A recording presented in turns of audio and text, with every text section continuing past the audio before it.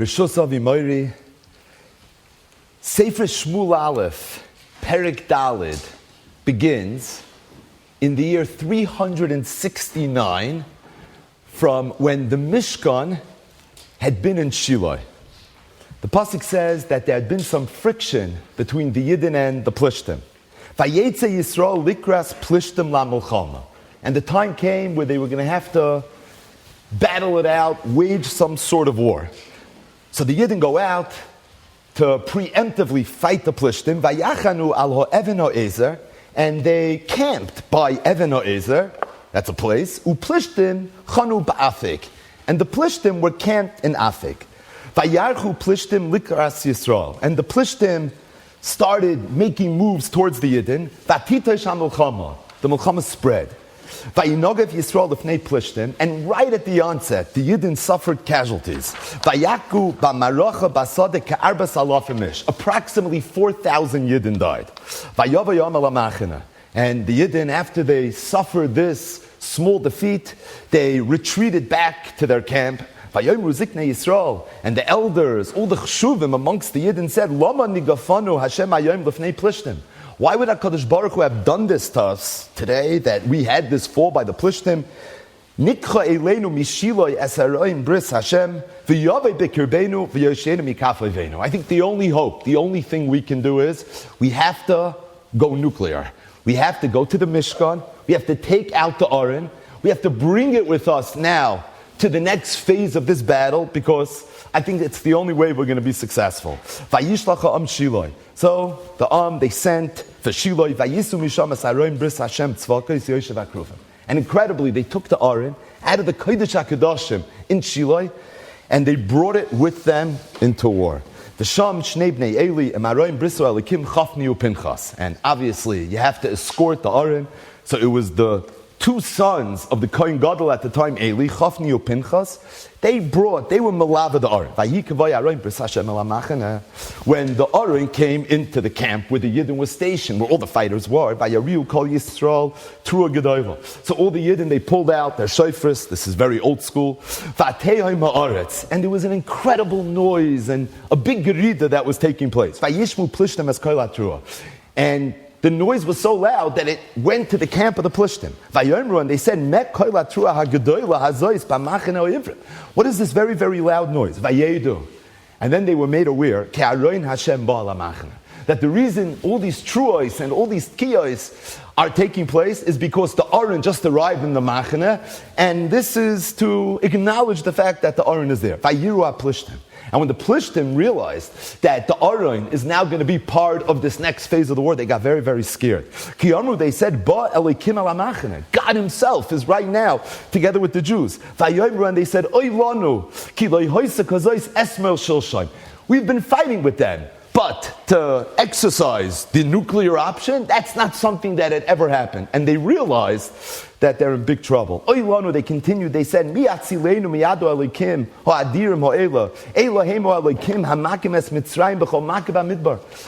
a little bit of history. We know what HaKadosh Baruch Hu did to the Egyptians. We know about the Makkis. We know about Kriyas Yamsuf. This is going to be very, very hard. So the Plishtim, they get together in their war room and they say, Hischasku, we have to be strong. V'hiyula anoshim Plishtim, and we have to be real men. Pentavdu le'ivrim kasha avdu lachem ve'yisam la'anoshim v'lchamtem. We have to be ready for a fight. And the Plishtim go and they say that we're going to have to take on the Jews now, even with the Aron on the side of the Jews. And the pasuk says something mind-boggling. Vayilochamu Plishtim. The Plishtim fought, Vayinogav Yisrael, and they were successful in defeating the Yidden. Vayanusu ish la'olam. It got so bad that the Yidden had to run and retreat back to their tents. Va'atia makkah gedoyla ma'oid. It wasn't just a makkah, it was a makkah gedoyla ma'oid. Vayipo mi Yisrael. And you know how many Jews died? Shloishim elef ragli. 30,000 Jews. But it was even worse than that. Va'aroin elikim nilkach. The Aron was taken into captivity. Ushnei bnei Eli, and Eli's two sons, that were together with the Aron, Meso, they also died. Chafni uPinchas. Vayoretz ish Binyamin me'amarach. It was one person who was from Shevet Binyamin. He was one of the fighters, and he ran. He ran back to Shiloh to report what had just happened. Chazal say that person would later become Shaul HaMelech. This is a young Shaul HaMelech. He goes and he runs away from the Maracha. And he came to Shiloh. He arrived there on that day. Umadav kruim, his clothing was torn. And he put earth on top of his head. He came. And Eli was sitting. He's the Kohen Gadol. He's the leader of the Jews on his throne. Yad Derech Mitzapa. He was right next to Derech Mitzapa. And the reason he was sitting there was because he was so nervous. We took the Aron out of the Kodesh HaKadoshim. I hope it's safe. I hope everything is okay. Who knows what might be going on? Skipping a little bit. For Eli at that time, then Tishim Ushmayna Shana. He was already 98 years old. It wasn't easy for him to see. So a young Shaul HaMelech comes in front of Eli, and he says, I just came from the battlefield. I literally ran away today. And Eli said, my son, sit down, talk to me. What's going on? I'm waiting with bated breath. I need the report. So Shaul HaMelech told him, Nas Yisrael lifnei plishtim. He said the Yidden were forced to retreat. And you have no idea how many Jews were killed. Thousands and thousands and thousands of Jews. And even your two sons, Chafni and Pinchas, they also were killed. And it's even worse than that. The Aron that we've had, that's been so sacred from the times of Moshe Rabbeinu, it was taken into captivity. The Pasuk says, as soon as Eli heard that the Aron was taken into captivity, tens of thousands of Jews were killed. His two sons were killed. But that the Aron was taken into captivity, he fell off his chair backwards. Ba'ad Yad Hashar, he was right next to the gate. Vatishavim Marfaktai, his neck broke. Vayomois, and Eli HaKohen died. Kizokino Ish v'Kaved, he was old, he was frail. V'Shafat Es Yisrael Arbam Shana, he had ruled the Jews for 40 years. And this pretty much is the narrative that the Navi tells us about the destruction of Shiloh. So for 369 years, we had a Mishkan in Shiloh. Shiloh was the focal point of Klal Yisrael for that period of time in Eretz Yisrael. But it was as a result of this war that took the lives of tens of thousands of Jews, that took the lives of Chafni and Pinchas, the two sons of Eli HaKohen, that took the Aron while we came into captivity, that ultimately took the life of Eli HaKohen himself. It was all as a result of this episode right here.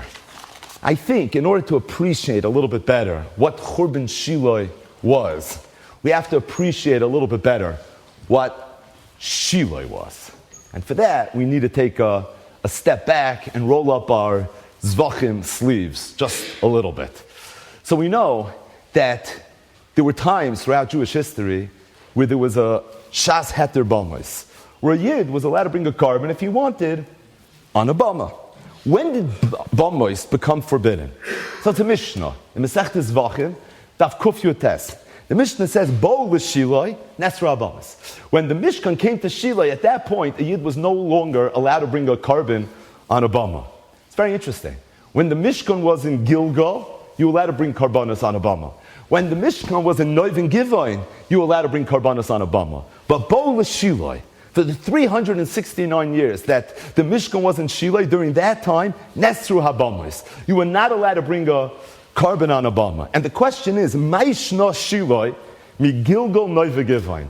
That when the Mishkan was in Shiloh, during that period of time, you were not allowed to bring a carbon on a bama.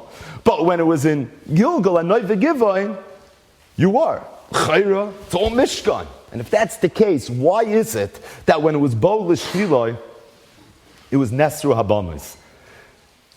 The truth is, you find another very, very fundamental difference between the Tkufa that the Mishkan was in Shiloh versus when the Mishkan was in Gilgal, Noiv and Givoin. The Ramban, in his Pirush Al HaTorah, in a few places, we mentioned this fleetingly yesterday, discusses whether there was a mitzvah aliyah l'regel when there was a Mishkan. And the Ramban says that the pashtus is not. And the truth is, it's Kamana Mefurish Gemara. It's the Gemara Masechtas Makis, Daf Yud Amud Aleph. The Gemara says, "V'Amar Rabbi Yeshua ben Levi."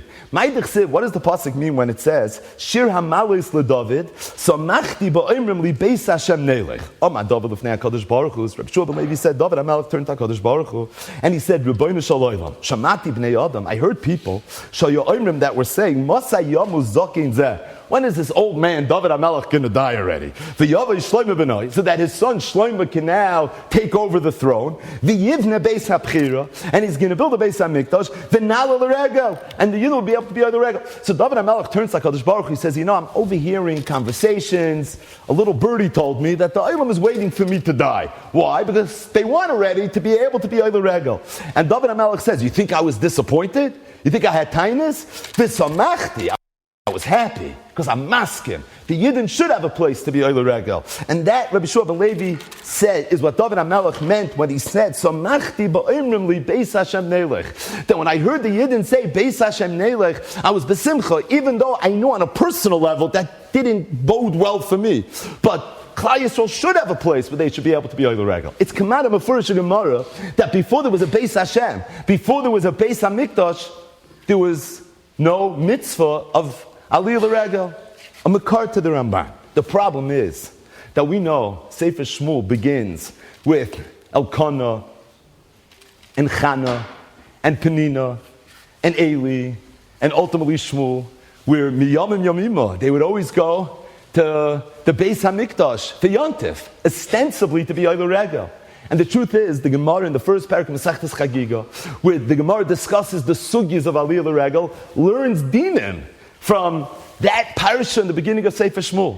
And it's very, very mashma then that what Elkanah and Chana and Penina and Eli and Shmuel were doing was being mekayim the mitzvah of Aliyah L'Regel.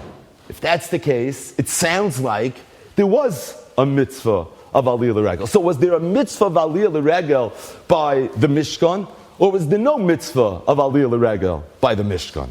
Abul Chayra, I think what you would have to say is that there was a nafkamina between the Mishkan in the beginning of Sefer Shmuel versus the Mishkan in the times of David HaMelech when he said, Samachti ba'omrim li Beis Hashem Nelech.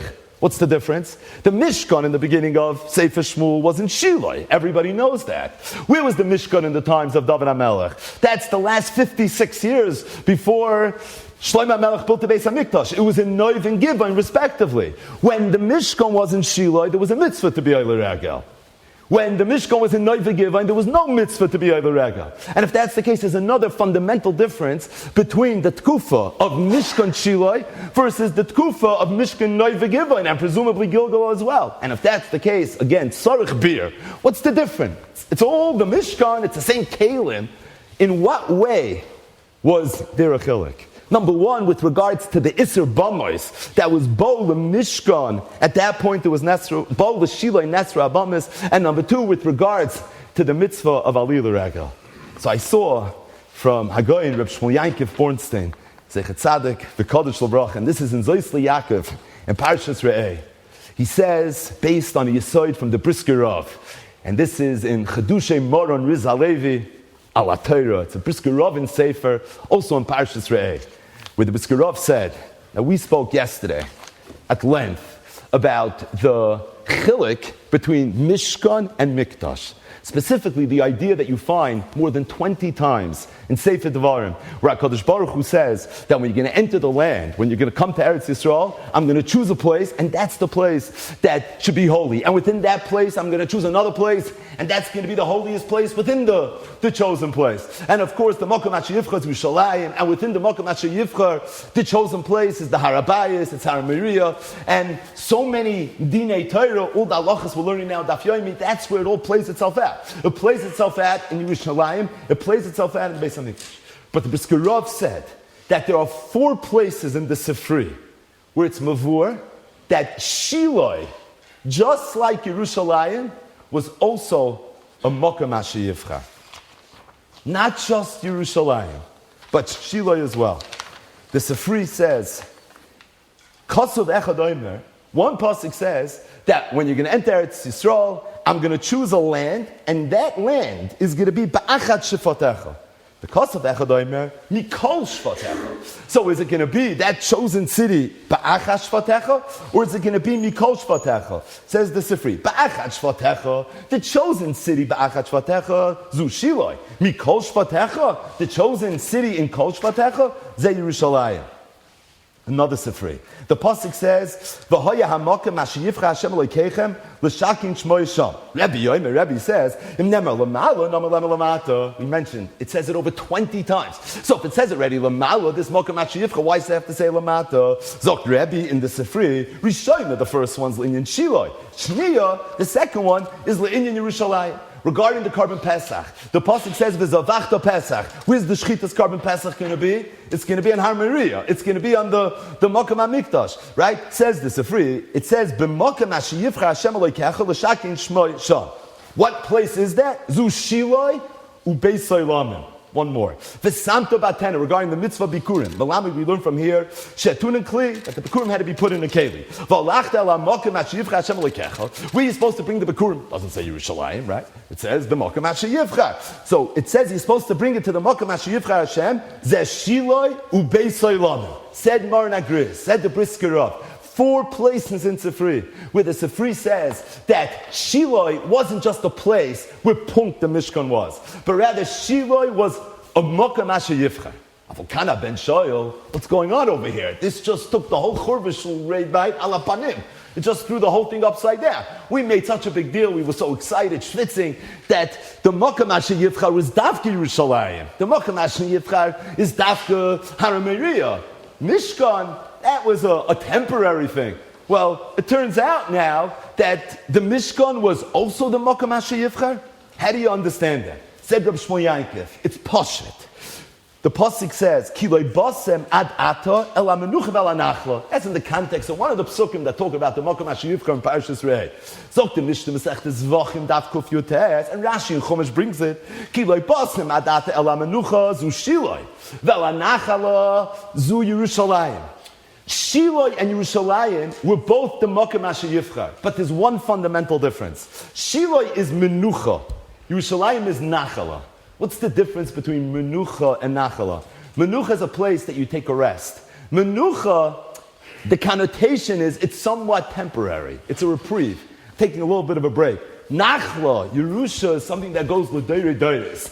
That's something that's the Olam Vad. Said Reb Shmuel Yankov that Shiloh was the Mokem Asher Yivcha and Yerushalayim is the Mokem Asher Yivcha. But you know what the difference is? Shiloh was a temporary Mokem Asher Yivcha, as opposed to Yerushalayim was the permanent Mokem Asher Yivcha. What's the oimek? The oimek is, we said, what's the difference between the Mokem Asher Yivcha versus the Mishkan? So we spoke from the Al Shach HaKadosh that says in more than one place that the chiluk is that Mishkan was our house, where HaKadosh Baruch Hu says, make me a guest room, and I'll come and I'll visit. There'll be a musig of Shechina B'tachtoinim. The gather of Mikdash was, HaKadosh Baruch Hu says, build me a house, and then you can come to me, and you can be my guest. It's a fundamental difference. A person that wants a house, Lav Dafka, the first house that he's going to move into, or the first house he's going to buy is going to be his permanent house. There's something called a starter house, right? So you have a house, you have a small family, the Beis Hashem, the Mishpocha Vaks, and then you grow into a bigger house. HaKadosh Baruch Hu Kaviyachol had a starter house, and then eventually a permanent house. Shiloh was a Mokem Asher Yivcha, but it was a smaller, a more temporary, a starter house, so to speak. What the Torah refers to as menucha, as opposed to the Yerushalayim, that was the Mokem Asher Yivcha. That was the temporary house. That's something that would be the house of HaKadosh Baruch Hu forever. When the Yidden were in Shiloh, there were a lot of dinim.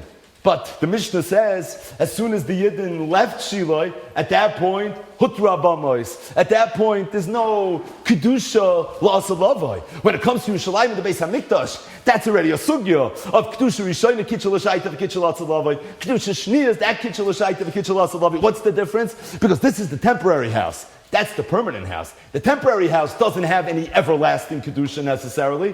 It's the permanent house. That's where the everlasting Kedusha is. And said Reb Shmuel Yankov that l'chayra, it's mavur like this in a medrash. Shmuel Yankov, whoever knew him, obviously we in the mishpacha here, my father, my brother, we had the schus to really know Reb Shmuel Yankiv. He was a bucking nifla in Medrash. The lashon of Midrashim used to roll off his tongue, Baal Peh. I remember eating a Suda of Reb Shmuel Yankiv once, and he was saying over a Medrash, word for word, Baal Peh, and then he ran to the Sfarim shop because he had to get it like 100% perfect. He would read it mamish word for word Baal Peh. So, said Reb Shmuel Yankiv, there's a Medrash Rab in Parshas Vayetze. The pasuk says that Lavan had two daughters, Shem HaGedolah Leah, and Shem HaKtana Rachel. Leah was the older daughter, and Rachel was the younger daughter. Says the Medrash. What does it mean? Shem HaGedolah Leah, Gedolah b'matnoseh. What it means is that Leah got gifts from HaKadosh Baruch Hu, and her gifts were big gifts. Rachel got gifts from HaKadosh Baruch Hu, but her gifts were small gifts. What were the big gifts that Leah got? Kahuna la'olam, Malchus la'olam, Yerushalayim la'olam. The kahuna comes from Shevet Levi. Levi is Leah's third son. Malchus comes from Shevet Yehuda. Yehuda is Leah's fourth son.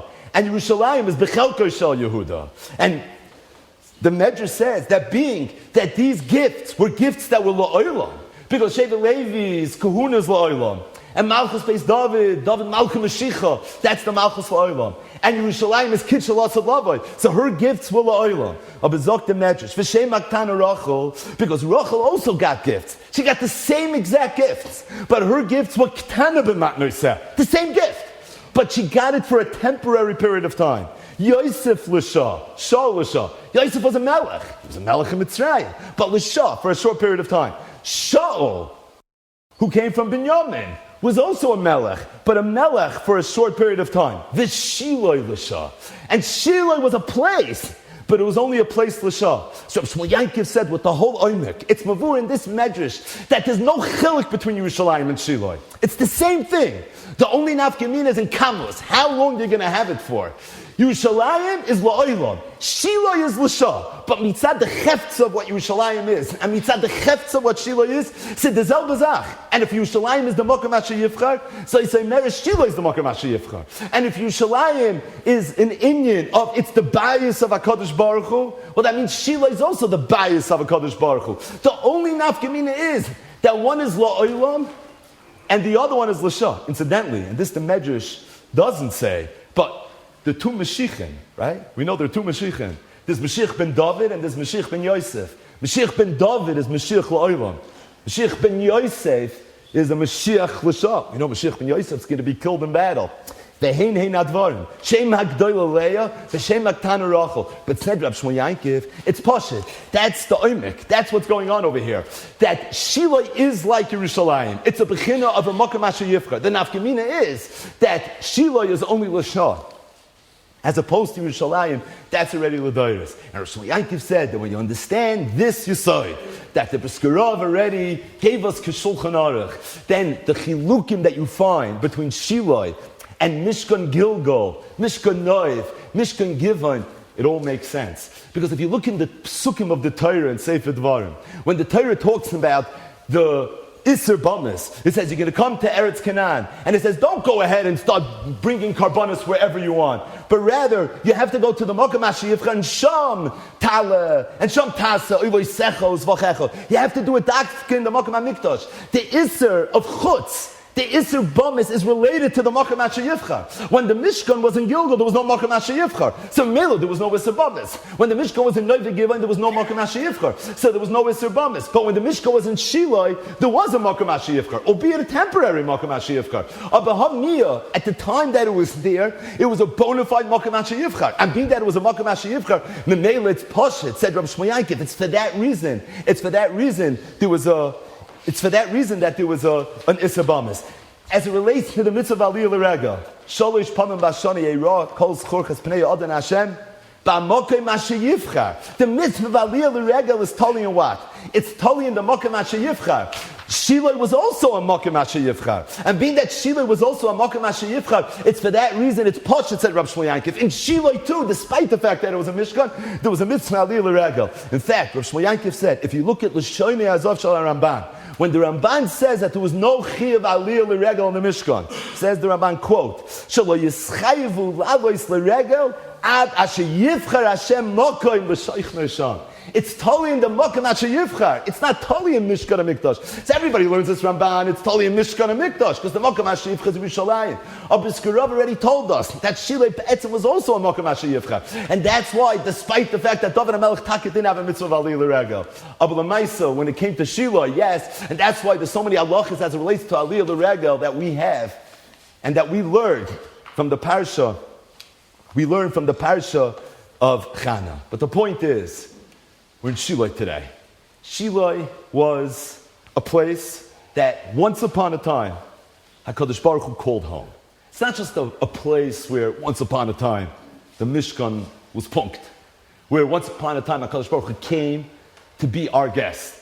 But we're in a city, we're in a place that once upon a time HaKadosh Baruch Hu called home. And the truth is, if you think about it, it's an unbelievable thing. Because to go to the Harabayas today, the Rambam says he chayiv kares. Kedusha Rishona kitchel l'shayta v'kitchel asalavai. Kedusha Shniya kitchel l'shayta v'kitchel asalavai. Maybe the Ravid says he's not chayiv kares. Ladvar matiken. But to go to the Harabayas and to stand in the place where once upon a time there was a mizbeach and there was an aron and it was kayhanim b'avidasam ulevim b'shir uv'zimram. It was Yisrael b'duchan. We can't do that. Not only don't we have a Beis HaMikdash today, we can't even go to the Makom HaMikdash. But to go to the place that HaKadosh Baruch Hu called home for 369 years, as crazy as it sounds, is something we're allowed to do today. And really, it's in the first Mishnah, the first paragraph of Masechtas Megillah.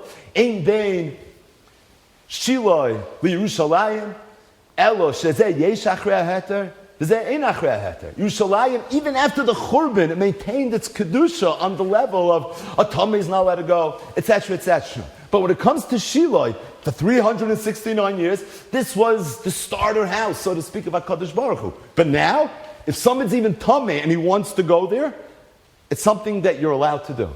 And the truth is, with modern technology and different archaeological excavations and advances, we know today with pretty solid accuracy, we'll leave that for Absruli later, but we know today with pretty solid accuracy where exactly the Mishkan was, and maybe where the Aron was, and maybe where Eli was sitting, and maybe where Chana said her tefillah, when the pasuk says, "Vatispalel Chana Lashem," she didn't have children, and she was so bitzar, and then finally her tefillah was answered.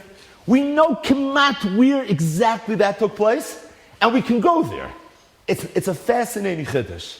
But I just want to end with one thing, and that is the Mabit. And this is in Beis Elikim. The Mabit says that V'anochim ki bezman heter abamos lahakriv karbanos nadava. At the time when Yidden were allowed to bring karbanos on a bama, hamokim sheniskatshel abama. That place that a bama was brought. Vehikrivu boy, and that karbanos were brought. Hayu mispalin sham. It became a makom tefillah. Very interesting. So, if once upon a time there was a bama in a certain place, they would keep that place intact. They would keep it intact, and it turned into a makom of tefillah. Vayu nishar makom ahu mekudesh, and that place would remain with kedusha. Vayu boyne beis hakneses lerabim, and they would go ahead and they would build a shul. Ukishivin the beis haylamim. And even when the Beis HaMikdash was built, says the Mabit, Sheneser Abamois, where at that point, Bamis were a very dangerous thing, because you can't bring Karbanis over there anymore. Yidden would always go back to the place of a Bama, and they would daven there.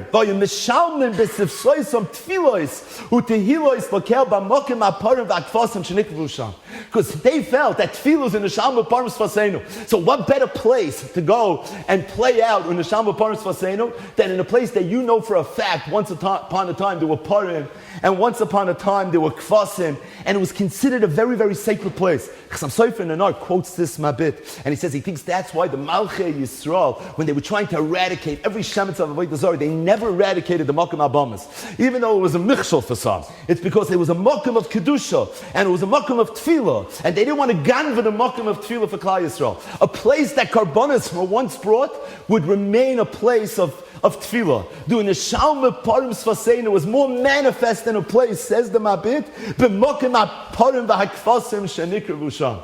If this was true for a mokum of a bama, can you imagine how true it is for Mishkan Shiloh, a place that for 369 years HaKadosh Baruch Hu called home. There's no question in the world that it's a Makom Tefillah. And Befrat Shiloh, where if there's one thing everybody knows about Shiloh, it's about the Spal of Chana. It's about the Tefillah of Chana. And Chana was answered. She wasn't just answered. She wanted a son, and she was Zoicha to have a son. That's literally Shakul Kamosh Naharin. She was Zoicha to a Shmuel. We're going to go right now to the Makom of where once upon a time Mishkan Shiloh was. It's Pashit. This is a place of Rava de Ravin. It's a place where a person can be piled tremendous things. And we should be Zoicha that we're going to visit now the starter house of HaKadosh Baruch Hu, to be able to, in the very near future, go to the Bayis of HaKadosh Baruch Hu in Yerushalayim HaKodesh, in the Makom Asher Yivchar, B'meher B'yameinu. Amen.